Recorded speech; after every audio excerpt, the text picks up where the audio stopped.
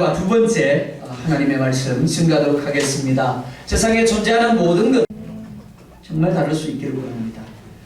단지 하나님이 우리의 주가 되시기 때문에 이제 나의 기준을 내려놓고 하나님의 기준을 가지고 종의 모습으로 내 앞에 있는 아내를, 남편을 섬길 수 있기를 원합니다. 이제 마지막으로 아담에게 고개를 돌리십니다. 그리고 그에게 말씀하십니다. 17절로 19절의 말씀입니다. 아담에게 내려진 형벌은 최고로 무거운 형벌입니다. 먼저 땅이 저주를 받을 것이다 라고 말합니다. 땅이 아담을 혐오할 것이다. 땅이 아담을 멀리할 것이다 라고 말씀하고 있는 겁니다. 그런데 1장 11절과 12절 말씀을 보면 이렇게 말씀을 합니다. 하나님이 이르시되 땅은 풀과 씨 맺는 채소와 각기 종류대로 씨 가진 열매 맺는 나무를 내라 하시니 그대로 되어 땅이 풀과 각기 종류대로 씨 맺는 채소와 각기 종류대로 씨 가진 열매 맺는 나무를 내니 하나님이 보시기에 좋았더라. 타락 이전에는 하나님께서 말씀으로 온 천지를 축복하셨습니다. 그야말로 부족함이 없었습니다. 아름다웠습니다. 풍성했습니다. 그래서 조금만 수고해도 풍성하게 거두어 드릴 수가 있었습니다. 그런데 아담이 타락을 했습니다. 그런데 그로 말미암아 어떻게 되었다고요? 아담만 타락하고 아담만 저주를 받는 것이 아니라 아담 때문에 뭐가 저주를 받아요? 땅이 저주를 받았대요. 저주는 의미가 뭐라 그랬어요? 나를 거부한다, 나를 멀리한다, 나로부터 분리된다. 아무리 아담이 땀을 흘리고 노력을 해도 정작 주어지는 것이 뭐였다고요? 엉겅퀴였다라고 말합니다. 가시덤불이었다라고 말합니다. 먹고 살기 위해서 그만큼 더 많이 수고를 하고 또 땀을 흘려야 했다라는 겁니다. 그런데 그만큼의 성과를 거두지 못하는 거예요. 고달픈 삶을 살아갈 수밖에 없다라는 겁니다. 언제까지요? 죽을 때까지. 땅은 하나님의 주권 안에 있습니다. 그래서 하나님이 축복하실 때 많은 산물을 사람에게 쏟아내었습니다. 그러나 하나님이 그 땅을 저주할 때 동일한 땅이지만 오히려 사람에게 엉겅퀴와 가시나무를 낼 수밖에 없었음을 보게 됩니다. 마찬가지입니다. 오늘 하나님이 땅을 축복하시면 우리가 살아가는 데 있어서 필요한 모든 일용할 양식들을 풍성하게 우리에게 제공합니다. 그러나 하나님께서 저주하시면 우리가 아무리 수고해도 우리가 아무리 땀을 흘리고 애써도 어떻게 해요? 시편 127편을 말씀을 합니다. 우리가 아침 일찍 일어나서 밤늦게 누울지라도 그 모든 것들이 어떠다고요? 헛되다라고 말합니다. 얻는 것이 없다라는 겁니다. 농사만이 아닙니다. 사업이나 직장생활 가운데서도 학업에서도 동일하게 적용되는 원리입니다. 하나님이 축복하셔야 우리가 얻고자 하는 그 무엇이 우리를 멀리하지 않는 겁니다. 우리를 거부하지 않는 겁니다. 또한 말씀합니다. 너는 흙이니 흙으로 돌아갈 것이니라. 사람은 1장에서 살펴본 것처럼 흙으로 지음을 받은 존재입니다. 그러나 3장 이전까지는 우리가 흙으로 돌아가야 한다라고 말씀하고 있지 않습니다. 무슨 말인가 하면 오늘 인생들이 육신의 죽음을 맞는 이유가 아담이 범한 죄로 말미암았다라는 겁니다. 죄가 단순히 영적인 죽음만을 가져온 것이 아닙니다. 우리가 하나님으로부터 분리되는 결과만을 가져온 것이 아니라 육적인 죽음까지도 가져온 겁니다. 하나님이 주신 것들을 어떻게 했다고요? 빼앗기게 만들었다는 겁니다. 하나님이 우리에게 주신 건 뭔데요? 복이에요. 영원한 생명입니다. 근데 죄가 들어옴으로 말미암아 어떻게 되었다고요? 요한복음 10장 10절은 말씀합니다. 도적이 옳은 것은 뭐하고요? 도적질하고 빼앗고 어떻게 한다고요? 죽이고 멸망시키려는 것 뿐이다라고 말합니다. 죄로 말미암아 우리 가운데 모든 것들을 빼앗아 가버린 겁니다. 분리되게 만든 겁니다. 그 가운데 하나가 육신의 죽음인 겁니다. 흔히 우리는 이 장면을 보면서 아담이 죽었느냐 죽지 않았느냐 하는 질문을 던지게 됩니다. 결론을 말씀드리자면 죽었습니다. 다만 그 죽음이 유예된 것 뿐입니다. 이미 하나님과의 관계 단절로 인하여 영적 죽음이 왔습니다. 후에 육신의 죽음까지도 맞게 되는 것을 볼 수가 있습니다. 이는 마치 사형수가 사형을 선고받고 옥에 갇혀서 사형 집행날을 기다리는 것과 같은 것이다 라고 할 수 있습니다. 그런데 오늘 21절 말씀은 또한 비록 하나님께서 아담과 하와를 향하여 죄에 대한 보험을 말씀하셨지만 그들에게 긍휼을 베푸시고 있는 것을 볼 수가 있습니다. 그것은 예수 그리스도의 피 흘림을 통하여 만인이 구속받은 것과 같이 짐승을 희생시키셔서 그 가죽옷으로 아담과 하와를 입히시는 것입니다. 이웃은 에덴을 떠나서 거친 환경 속에서 살아갈 아담과 하와를 보호해주는 역할을 하게 될 겁니다. 그러나 더 본질적으로 이웃은 하나님과의 관계 회복을 위해서는 반드시 예수 그리스도의 보혈의 희생과 성령 하나님의 동행하심이 있어야 함을 보여주는 것이다 라고 할 수 있습니다. 사랑하는 성도 여러분, 뱀의 우선과 여자의 우선의 싸움은 끝이 난 것이 아닙니다. 주님이 십자가에서 분명 다 이루셨다라고 말씀하셨습니다. 사단의 머리를 박살내셨습니다. 그러나 최종 완성은 주님의 재림때입니다. 그때까지 우리는 여전히 죄의 결과 아래에 있게 될 겁니다. 육의 유혹을 받습니다. 뱀의 자손과 싸우게 될 겁니다. 따라서 그리스도인인 저와 여러분들은 삶의 매 순간마다 자연 자체로 살 것인지 아니면 그리스도를 따르는 삶을 살 것인지를 선택해야 합니다. 나무에서 떨어져 나간 가지, 그 순간부터 죽어되겠습니다. 아무것도 할 수 없습니다. 단지 사망의 지배를 받을 뿐입니다. 그래서 요한복음 15장 4절을 말씀합니다. 내 안에 거하라, 나도 너희 안에 거하리라. 가지가 포도나무에 붙어있지 아니하면 스스로 열매를 맺을 수 없음같이 너희도 내 안에 있지 아니하면 그러하리라. 그리고 데살로니가전서 5장 16절로 18절을 말씀합니다. 항상 기뻐하라, 쉬지 말고 기도하라, 범사에 감사하라. 이는 그리스도 예수 안에서 너희를 향하신 하나님의 뜻입니다. 사랑하는 성도 여러분, 주님의 승리가 우리의 승리인 줄 믿습니다. 아멘. 그러나 그렇게 되기 위하여 우리가 주님 앞에 서는 날까지 우리를 향하신 하나님의 뜻을 기억할 수 있기를 원합니다. 항상 기뻐하라고, 쉬지 말고 기도하라고, 범사에 감사하라고 말씀합니다. 그리고 이를 통하여 주님께 꼭 붙어 있으시기 바랍니다. 내 뜻이 아니라 주님의 뜻을 이루어 드리는 삶을 사시기 바랍니다. 비록 여전히 아담과 하와가 죄로 말미암은 그 형벌이 우리 가운데 있습니다. 그래서 기근의 자리에, 그래서 고통의 자리에 머무를 수 있습니다. 그러나 내가 예수 그리스도께 붙어 있을 수 있다라면 어떻게 할 수 있다고요? 쉬지 아니하고 기도할 수 있다라면 우리는 기뻐할 수 있습니다. 우리는 감사할 수 있는 겁니다. 환경을 초월하고 상황을 초월해서 천국의 삶을 살 수 있는 줄 믿습니다. 바라기는 우리 안에 선한 일을 시작하신 이가 분명코 이루실 겁니다. 그 하나님을 더 의뢰하고 그 하나님과 동행함으로 분명코 하나님의 뜻을 이루어 드릴 수 있는 저희는 될 수 있기를 주의 이름으로 축원드립니다. 기도하겠습니다. 그들은 그 존재 목적을 가지고 있습니다. 마찬가지로 세상에서 일어나는 모든 일들도 이유를 갖고 있습니다. 우리가 보는 것은 무언가의 결과입니다. 즉 우리가 보는 것들은 우리에게 어떤 이유들을 알려주고 있는 겁니다. 따라서 우리는 우리가 보는 것들을 통해서 이유를 볼 수가 있어야 합니다. 그리고 교훈을 받을 수 있어야 합니다. 그래야 같은 실수를 되풀이 하지 않을 수가 있고 후회하지 않을 수 있습니다. 사람은 살아가면서 반드시 선이 아니면 악을 선택하게 됩니다. 선도 아니고 악도 아닌 중간이란 결코 존재하지 않습니다. 또한 사람은 자신이 택한 선과 악에 대하여 반드시 결과를 책임져야만 합니다. 악을 행하였다라면 악에 대한 보응을 받아야 합니다.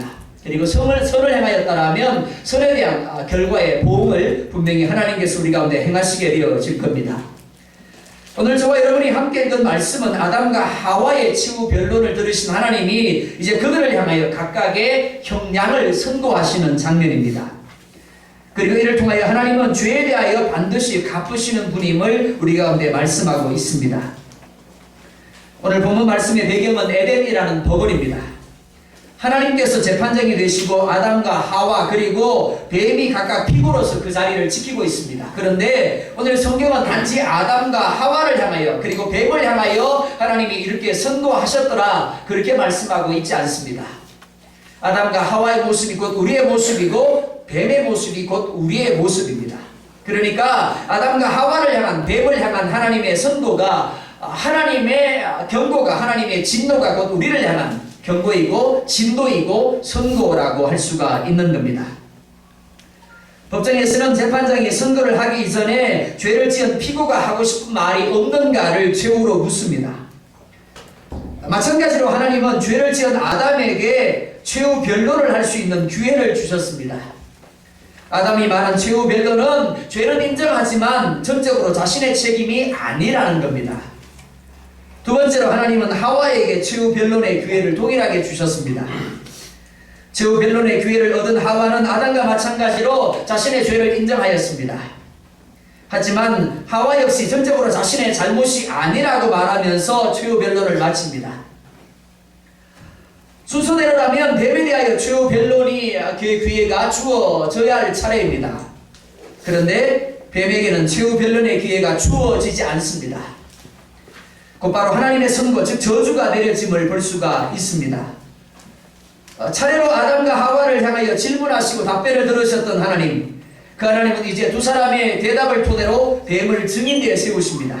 그리고 뱀이 증인대에 서자마자 뱀에게 변론의 기회를 주시는 것이 아니라 곧바로 선고를 해버리십니다. 오늘 14절 보면 이렇게 말씀을 하고 있습니다. 우리 읽었지만 14절 말씀을 다시 한 번 더 보도록 하겠습니다. 시작.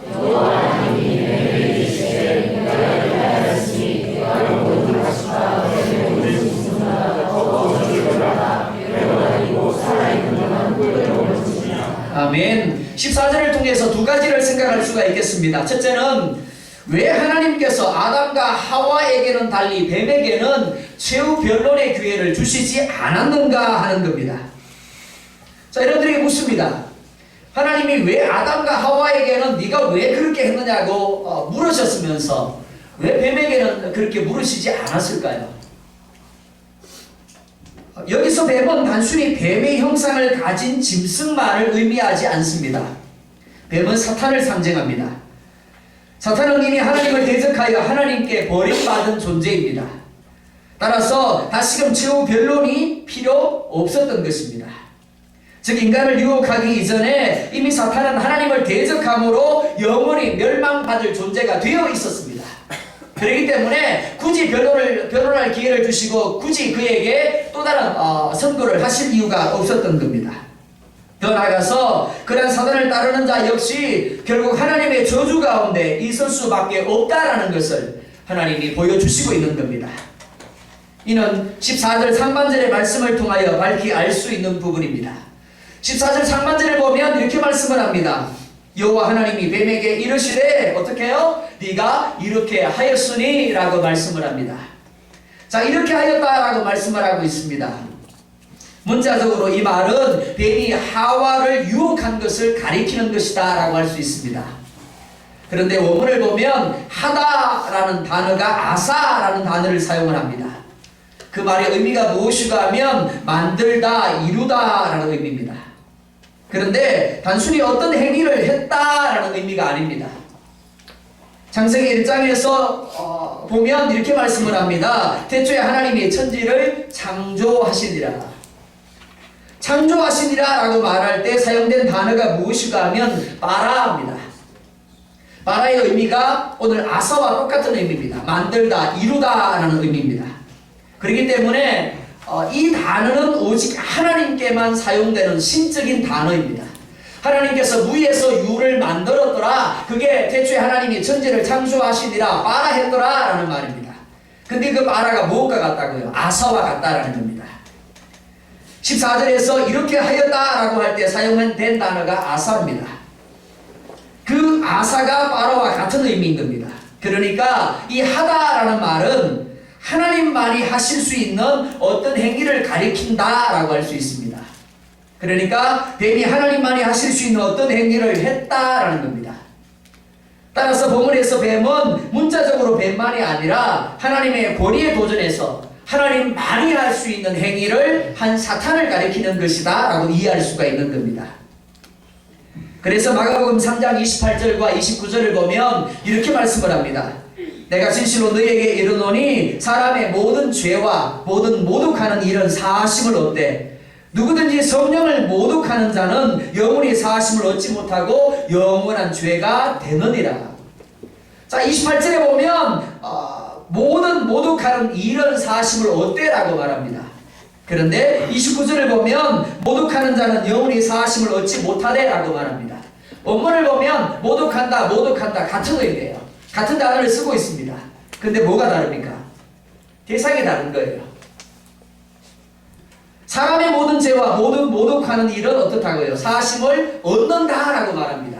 그런데 29절에서 같은 모독인데 누구에 대해서요? 하나님에 대해서 모독하는 일은 사하심을 얻지 못하고 영원한 죄가 되느니라 라고 말하고 있습니다. 마찬가지입니다. 뱀의 형상을 하고 있습니다. 그러나 사단입니다. 하나님이 사단에게 변론의 기회를 주시지 아니하고 곧바로 저주를 선언하신 이유가 뭐라고요? 하나님만이 하실 수 있는 일을 그가 하려고 했다라는 겁니다.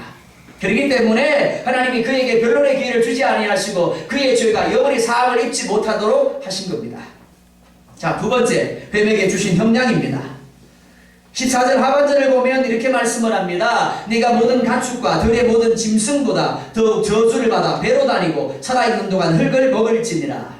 첫째가 무엇입니까? 네가 모든 가축과 들의 모든 짐승보다 더욱 무엇을 받는다라고요? 저주를 받는다라고 말합니다. 저주라는 말 참 쉬운 말입니다. 그런데 저주가 뭡니까? 라고 물으면 설명하는 것은 참 쉽지 않습니다. 그게 한국말입니다.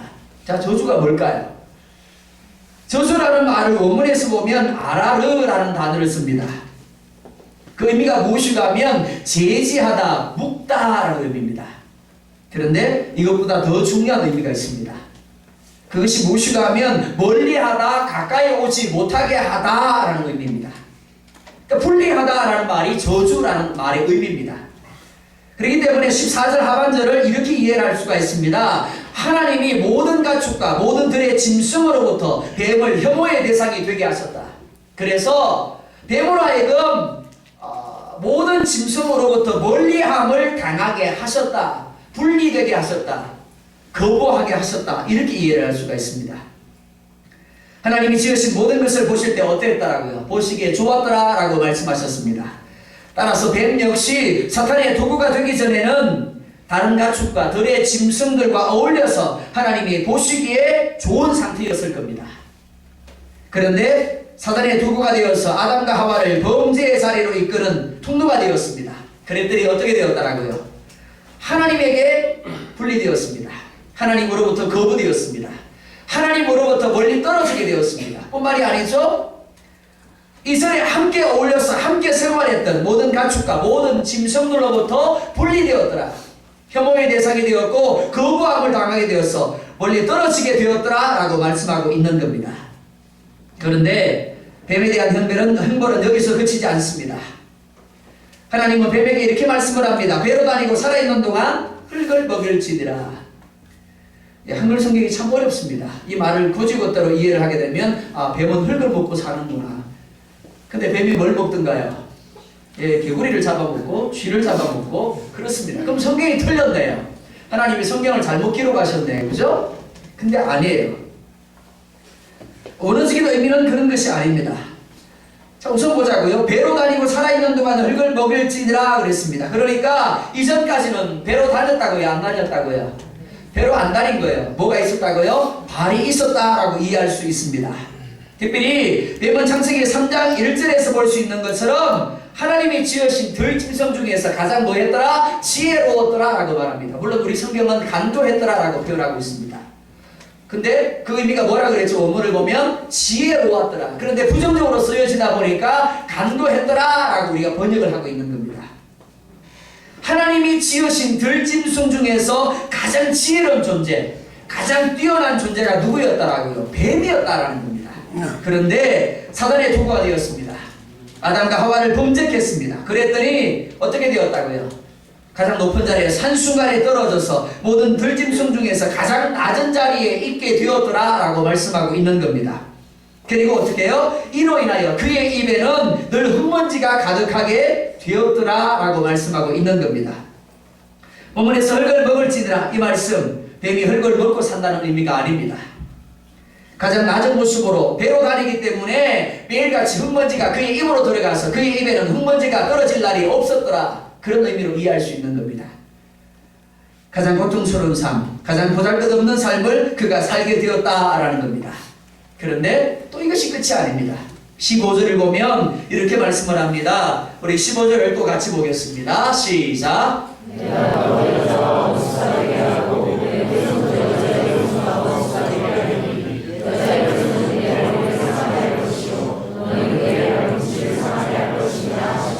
아멘. 우리가 잘 아는 말씀입니다. 15절 말씀은 그게 두 가지로 나눌 수 있습니다. 그 첫째가 뱀과 여자가 원수가 되는데 단순히 뱀과 여자만이 아니라 후손 대대로 원수가 될 것이다 라는 겁니다.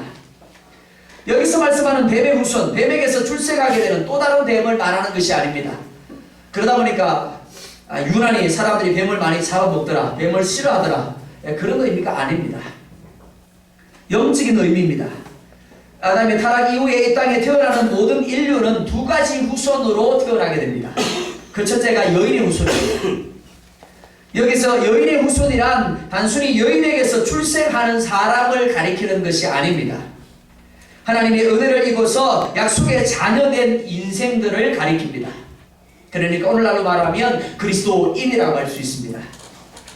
예수 그리스도와 그 안에 있는 백성들을 가리키는 것이다 라고 할 수 있습니다.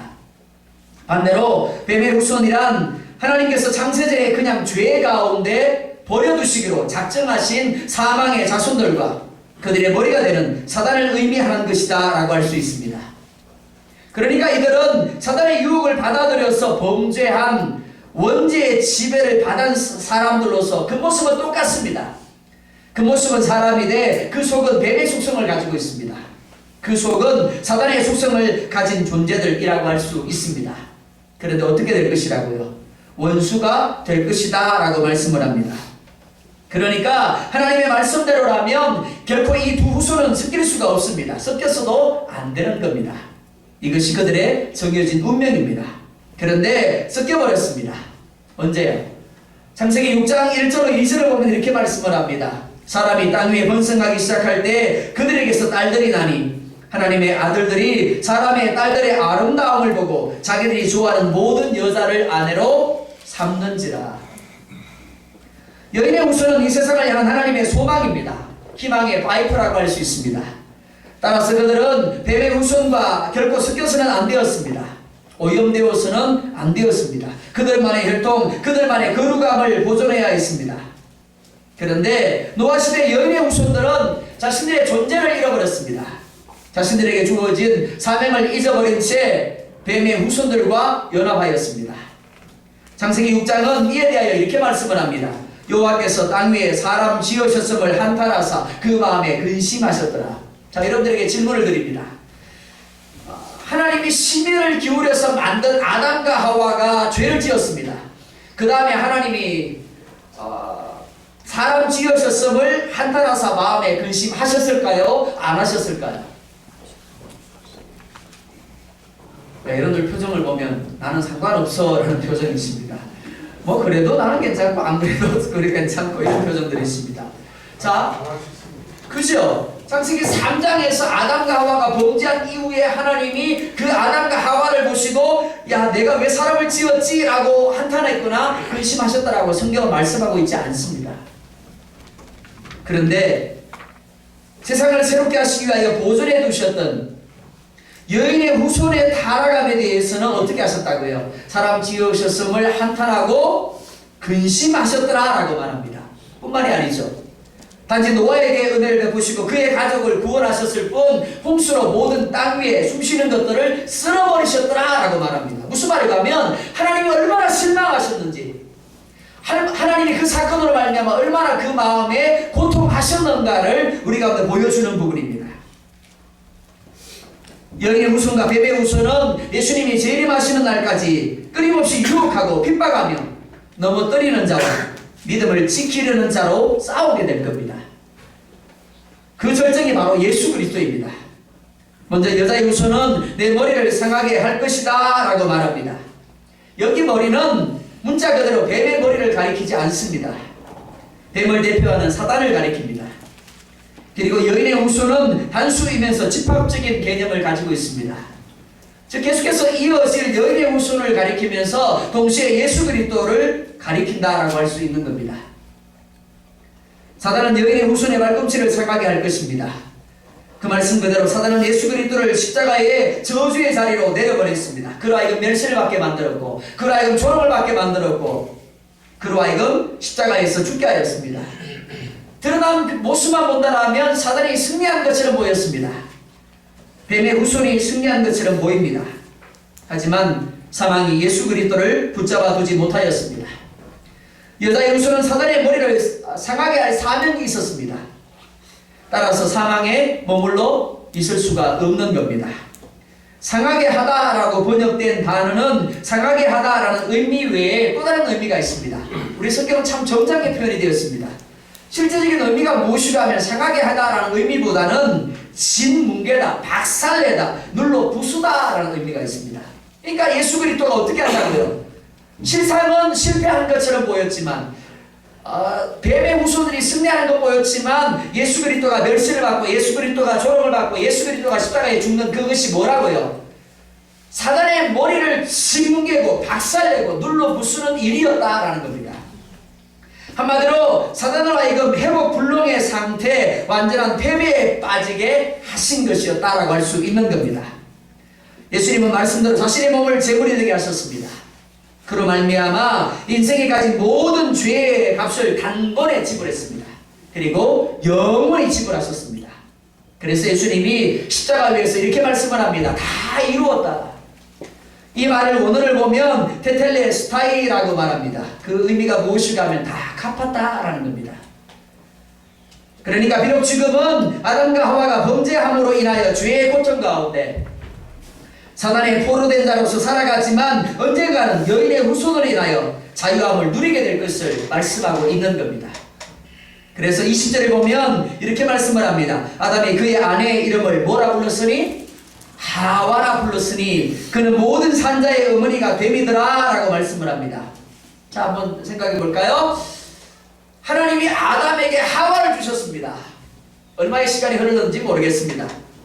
자, 계속해서 아담이 그 아내를 뭐라고 불렀을까요? 성경에서 뭐라고 이야기를 하고 있습니까? 하나님이 그를 뭐라고 불러주셨다고요? 아담이 그를 향하여 뭐라고 불렀다고요? 여보라고 불렀을까요? 자기라고 불렀을까요? 아니요. 성경을 여러분들이 두 눈을 크게 뜨고 찾아보면 뭐라고 나오냐면 이렇게 나옵니다. 여자, 여자, 여자, 여자. 그의 이름이 뭐였다고요? 여자였습니다.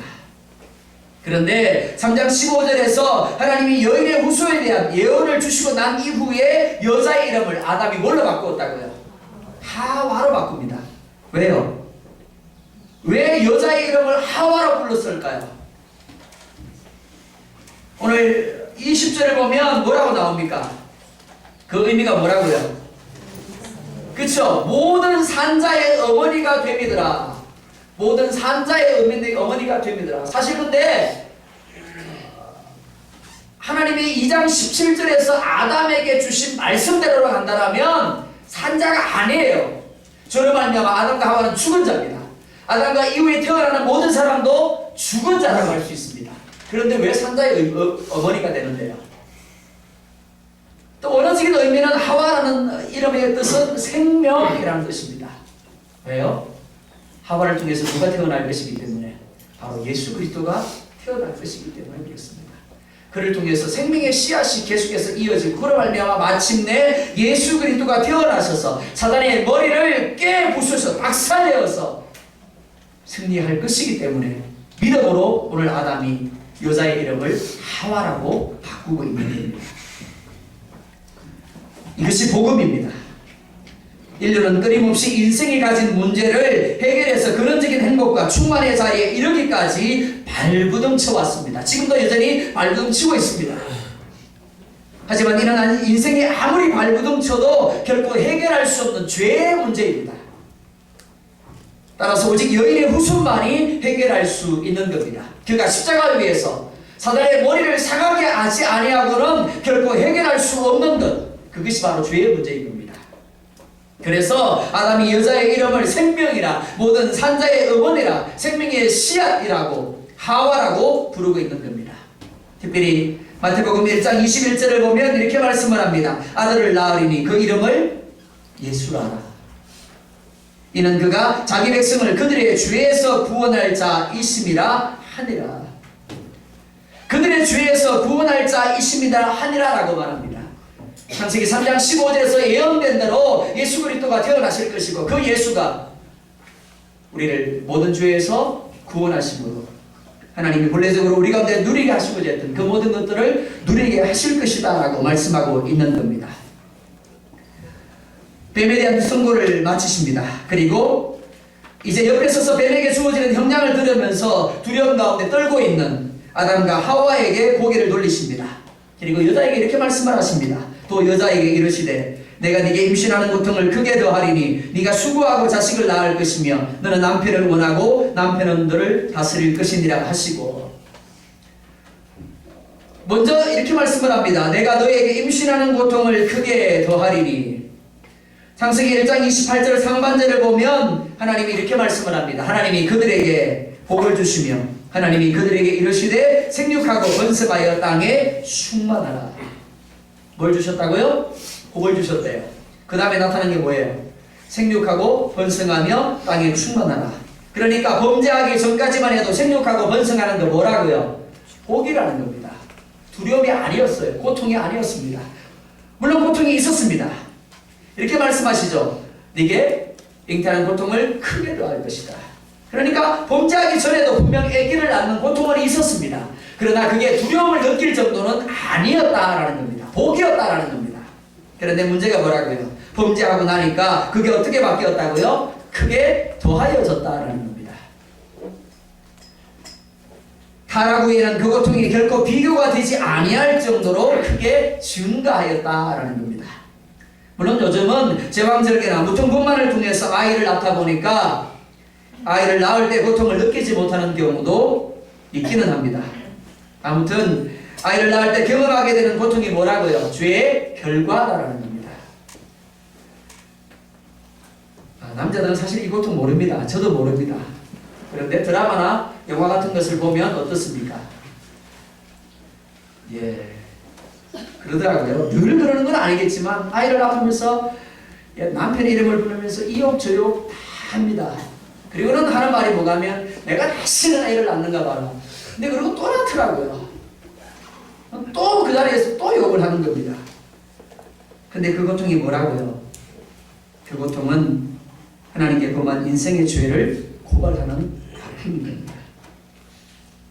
범죄함으로 마땅히 죽어야 할 존재임을 고발하는, 우리 가운데 깨닫게 하는 소리인 겁니다. 뿐만 아닙니다. 이렇게 말합니다. 너는 남편을 원하고 남편은 너를 다스릴 것이니라. 하나님이 하와를 왜 지으셨습니까? 하나님이 하와를 지으실 때 돕는 배필로 지으셨더라 라고 말씀을 합니다. 도우려면 어떻게 될까요?